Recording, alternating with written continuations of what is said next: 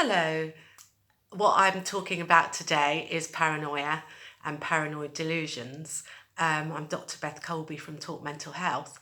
And first of all, what I thought I'd do was Google the word paranoia just to see what the Fount of All Knowledge had to say about it. Okay, so it led me to lexico.com, which had a quote that mild paranoia afflicts all prime ministers. Okay, let's go back to Google then to see what Google has to say about the different prime ministers. First of all, Boris Johnson. Now, a get out clause is that I'm just quoting from here. I do not hold any of these particular views or beliefs on these prime ministers, so let's just get that clear now. Okay, so Boris Johnson. We've got the Telegraph in November 2018, the paranoid fantasy about Brexit. Then we've got, I've just clicked on that. Okay, the next one is The Spectator. Boris Johnson is the first party leader of the media age, ... Every journalist and politician he meets. Is it any wonder he is so paranoid and so determined to ... Then we've got, don't be misled, the Who Are We affair is a lot of paranoid fuss about nothing. That's the Telegraph. Okay, so that's Boris Johnson. Let's get on to our previous Prime Minister, Theresa May. And we've got The Guardian. No, the FT first. Theresa May's weak spot is her paranoia among colleagues. The Independent. Theresa May's paranoid speech about EU election fixes wasn't so strong and ... Okay, let's see if there's one more. Okay, The Telegraph in 2018. Panic, power plays and paranoia. What will be going on tonight behind the ... And it says Britain's Prime Minister Theresa May in peril. Okay, and then one more. Let's go to David Cameron. I'm just looking at this on the phone. Here we go. Paranoia, David Cameron. Telegraph, May 2016. Despite David Cameron's paranoia, most Tories want to go to war over ... The Guardian, on immigration, David Cameron has joined UKIP's paranoia bandwagon. That was October 2014. And then The Independent in 2016, David Cameron is not paranoid, Boris Johnson is out to get him. Okay, so that's Google for you. Let's get a bit more technical now, something we may trust a bit more.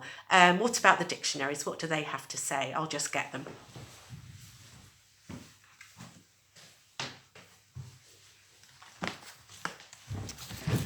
Right, okay, the concise Oxford Dictionary on paranoia. Where are we? Paranoia, mental derangement with delusions of grandeur, persecution, etc. Then they've got abnormal tendency to suspect and mistrust others. First one sounds more like a mental disorder, doesn't it? The second one sounds a bit more like the way the term paranoia is being used in the media and in common parlance. Okay, I've got the Chambers Concise Dictionary now.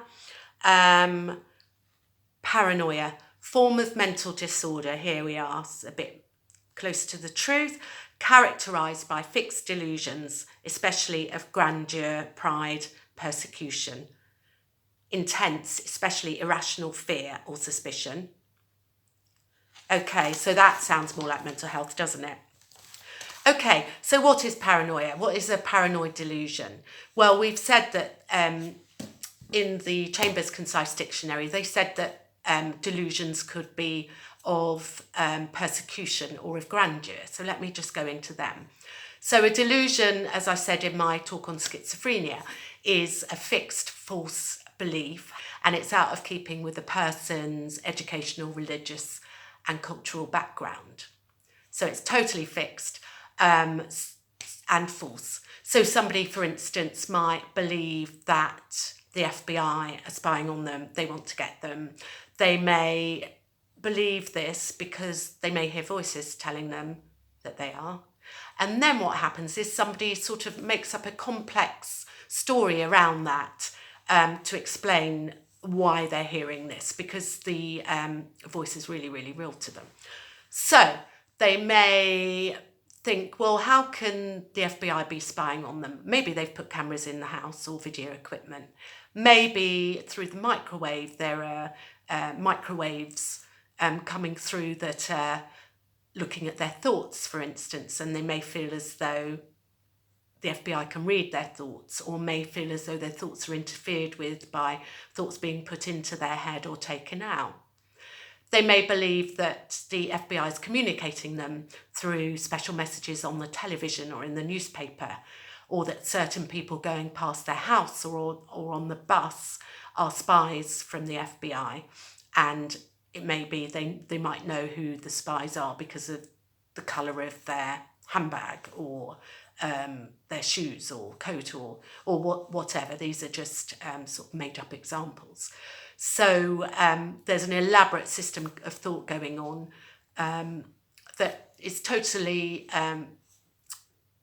one's totally unable to break through that. And even if, a friend would say, well, no, come on, why would the FBI be speaking to you? People don't normally believe that. Why would they pick on you? And whatever questions people have or psychiatrists have, this is not going to shake that person's view. And they might not even know why they're being picked, but they know that they've especially been persecuted. Okay, and then delusions of grandeur. So paranoid delusions of grandeur might be somebody may believe that they're of a special status. Perhaps if it's a religious one, that God's chosen them to come and save the world from climate change or from extinction of man or whatever. Or they may believe that they're really part of the royal family secretly, but nobody knows it. And they're a much higher station than they are. Or that somebody famous is in love with them and sends them messages, although the famous person they're thinking of doesn't even know them. So these are sort of two examples of paranoid delusions, and that would be part of a mental health disorder. So particular disorders that might have that are schizophrenia. If somebody's manic and high, they may have delusions of grandeur. If somebody's very depressed with psychosis, they may have depressive delusions of persecution. Somebody on drugs might have them short term. And then there's a condition called delusional disorder, where somebody would have an elaborate system of belief, maybe of persecution, but they generally don't hear voices, i.e. have auditory hallucinations. And that tends to be lifelong from adulthood, and is quite circumscribed, so it doesn't otherwise affect their everyday life. They just believe this bizarre thought. Some people sometimes believe they've got a chip in their body, or they're being invaded by worms to explain pains in their body, or they may think that their dental implants somehow being put there and are giving them poisoning of some sort, and that's been deliberate. So that would be in persistent delusional disorder, where they don't have any other particular symptoms of mental health disorders, and otherwise, as I said, they function normally as to holding a job and being able to run a house and having relationships or whatever. So that's another one. And then there's paranoid personality disorder. Now, another fount of knowledge I use is the International Classification of Diseases number 10. So let me get that out.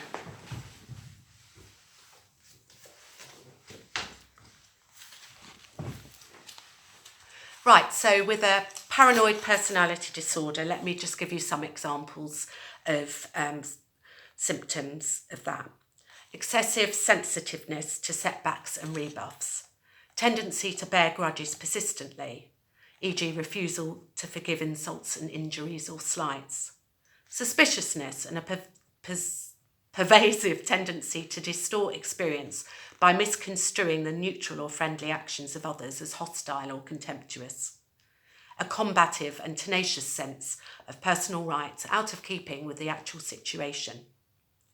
Recurrent suspicions without justification regarding sexual fidelity of spouse or sexual partner. Tendency to experience excessive self-importance, manifest in a persistent self-referential attitude. Preoccupation with unsubstantiated conspiratorial explanations of events, both immediate to the patient and in the world at large. Okay, so we've talked about paranoia, we've talked about paranoid delusions and what mental conditions they could, people could have them. We've talked about persistent delusional disorder, and we've talked about paranoid personality disorder. If you like this video, please put a thumbs up, please subscribe to the channel, and you'll get any videos as I put them out. I'm generally doing 1 to 2 a week, and I've only had my channel 3 weeks so far. And the other thing, if there are any questions you've got, please put them in the comments section, or any constructive feedback you can give me. Okay then, thanks. Dr. Beth Colby from Talk Mental Health. See you soon.